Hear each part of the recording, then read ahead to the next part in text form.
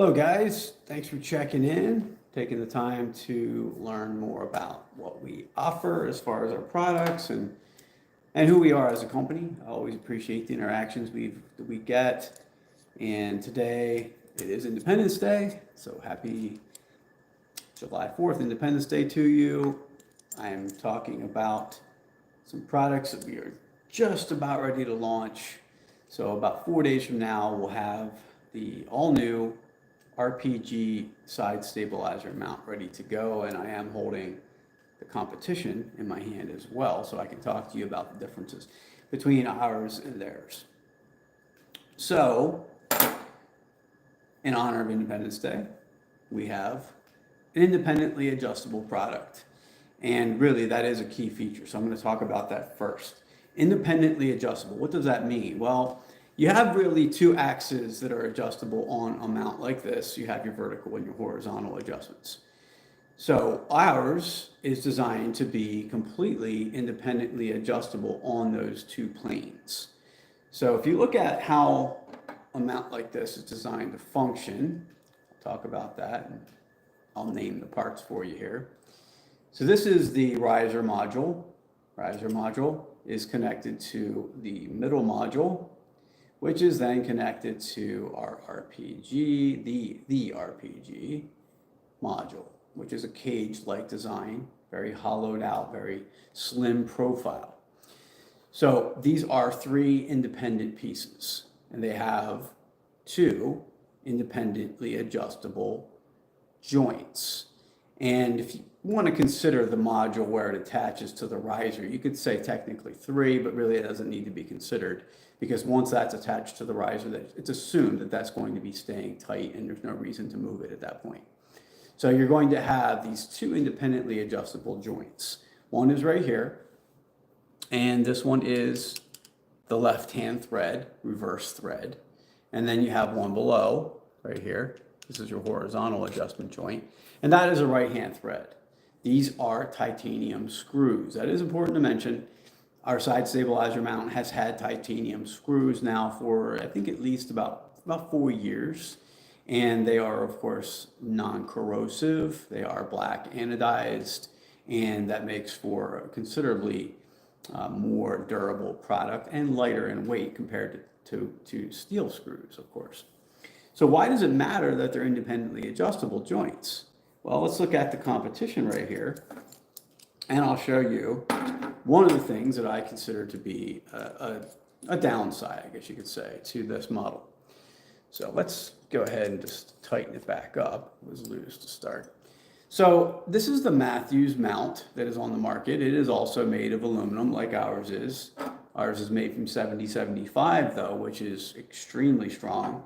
That alloy approaches the strength of many mild steels.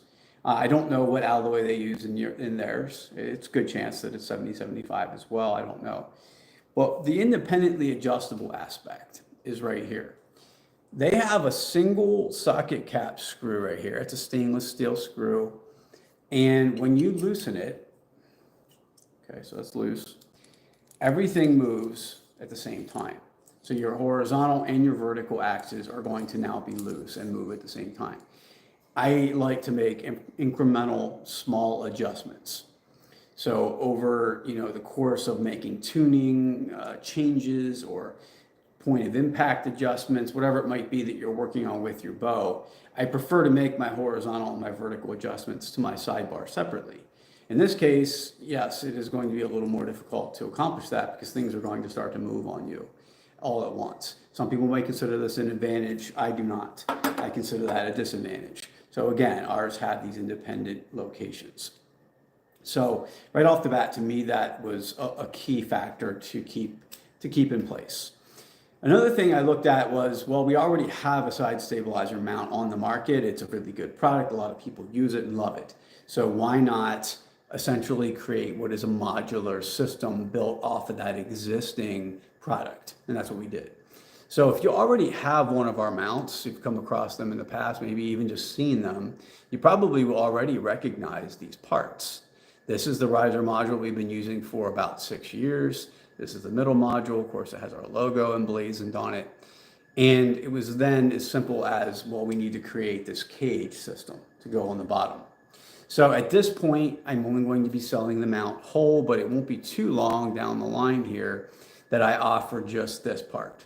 And if you already have these two pieces, it's as simple as buying this part. That would include, of course, the titanium retention knob that it uses. And I'll talk more about that here in a second, but it would include that. Now, our system, it is designed to be compatible with any bridge lock compatible bar. So our mount will work with, of course, the RPG system that we've put out. Here's one of the RPG bars, titanium alloy bar, very hollowed out design. It's a really cool product. It works great. It's designed to work with this, obviously, but it also will accept the original bridge lock stabilizer, which is, of course, from Matthews. So I'll put ours into there and I'll show you just how easily it works with it. So it slides right in. Key, big time difference about ours. And I'll talk more about this in a second. But you see two entry points here on our mount. You also notice how they're coming in at a 45-degree angle. That is 100% crucial, and I'll show you why. Look at the beveled edges. See, there's beveled edges on these bars. And that's where the screw contacts the bar. Ours have it as well. We have these beveled edges, right? Well, if you're contacting the bar at anything other really than a 45-degree angle, you will not get proper retention with the surface of the bar. So we designed the angle of entry to match the bevel, and it comes in squarely against that. You don't get that, unfortunately, with the Matthews mount. So what they did on theirs, and this is probably just a lack of really thinking it out in terms of how it will function, is you have an entry point that is coming in at a 90-degree angle, essentially, to the side of the bar. Well, you don't get the proper amount of contact then. So you don't get the same level of contact. You get a portion of this screw touching a portion of the bar. Doesn't matter whether you use their screw or our screw, you're just not going to have the same level of square contact. Now, their bar has these divots designed into it. When you use our screw, which, by the way, we do sell separately as well right now, this is available on our site. If you want to buy it for a bridge lock bar and you have it, you can buy these. The divots, they don't matter when you're using our mount with this. That just becomes irrelevant. You can lock it down anywhere you want. So that's one thing that I found was I would say a disadvantage to this design in looking at it. The other thing that was brought up to my attention before we even really did much with the design was the depth of thread. And you can see that's very shallow on this Shrewd mount, Shrewd Matthews. I do say that because Shrewd does make it. It's right on there. So let's put this screw in, straight in from the side here. And you can see, there we go. You can see the half dog point, right, going through. It comes through so fast because there's only about 3 threads there. 3 threads, I probably don't have to tell you this, but that's probably going to strip at some point. And it's not enough considering that is aluminum. Now, if it were a steel product, yeah, you'd probably be a little better off, but long-term durability is not going to be there with only 3 threads of engagement. So on ours, I doubled that. So we're at about 6 threads in each of these locations. Now, why are there 2? That's as simple as this is a product that's ambidextrous. If you want to buy it and then not be concerned about who you could sell it to down the line or move it along to somebody else, this is the product for you because it is usable for a left or right-hand shooter. Now, in this case, this product must be selected based on whether it's a right or a left-hand shooter purchasing it. So those are some really key areas. Weight is another thing I should mention. We're about 1/10 of an ounce lighter than the Matthews mount. That's including the knob, that's including the screws and everything. So weight is a non-factor. If you like the weight of the Matthews version, you're certainly going to like the weight of ours. Price. This is probably one of the biggest things, but I don't mention it first because I don't design a product to wow you with a better price. I want to give you the functionality advantages first, right? And then we'll come in with, hey, by the way, we're also significantly less costly. So if you look at where the Shrewd mount comes in at in the market, this is the only option that was available before ours. They set a price point that was about $200. $199 is what I paid for this. So we could have reasonably said, well, the market leader already established this price point, and we're going to be close to that, similar to that. I don't think that's necessary. I didn't think it was necessary to sell at that high level. So we're at $110. So we're about $90 less than that mount. To me, that's pretty significant. And you're getting better parts. You're getting titanium screws. You're getting a well thought out design that will last. So these are all advantages. By the way, this will mount to any bow. So people do think of this, I think, exclusively in regard to bridge lock. They think, well, bridge lock is from Matthews. That means I have to use this on a Matthews bow. No, absolutely not. If you want to use this on any brand of bow, you can, and then you can use a bridge lock bar on the side.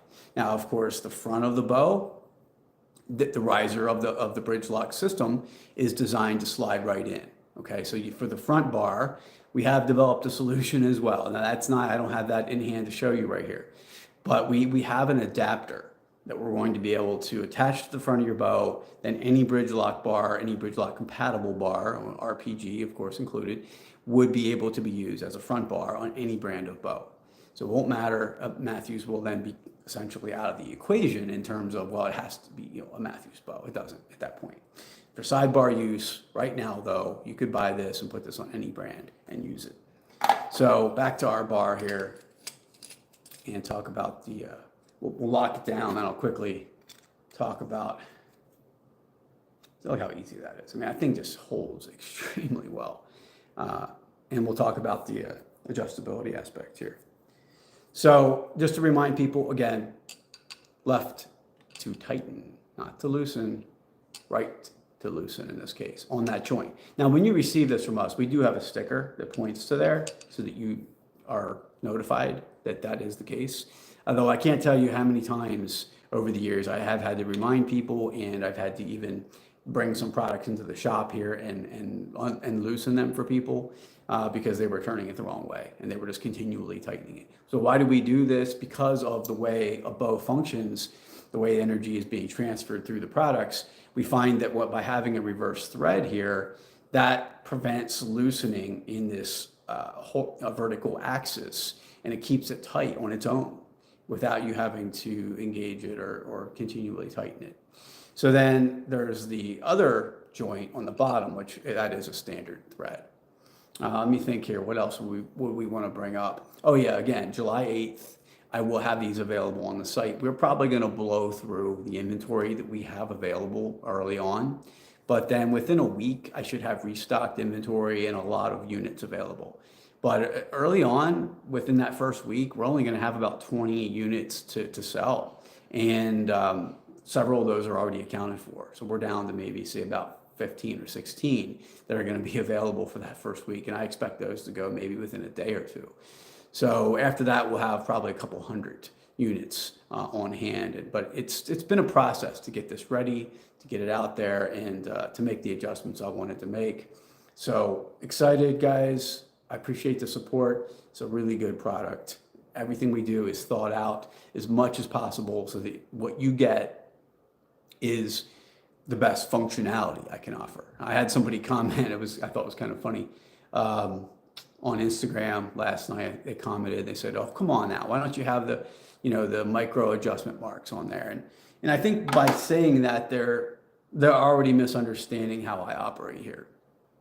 I don't go for things that I consider to be maybe extravagant or unnecessary. I don't really know, I mean, this adds a lot of cost to production, to put marks like that in place. There is a contingent of people who would prefer that, who maybe would pay that extra cost. But I'm trying to keep this at a functional level, available with the best materials, the best thought out design, and a price point that really the average person can afford. I don't want to drive this up another $40 or $50 just because it has hash marks on it. And that's what ultimately might have to happen if I were to do that. So that's why, and I'm just not into the frivolous or the unnecessary. I'm all about functionality. I'm all about superior materials. I'm all about this thing performing at a higher level than other products you've ever had. That's where I come down on pretty much every single thing we do.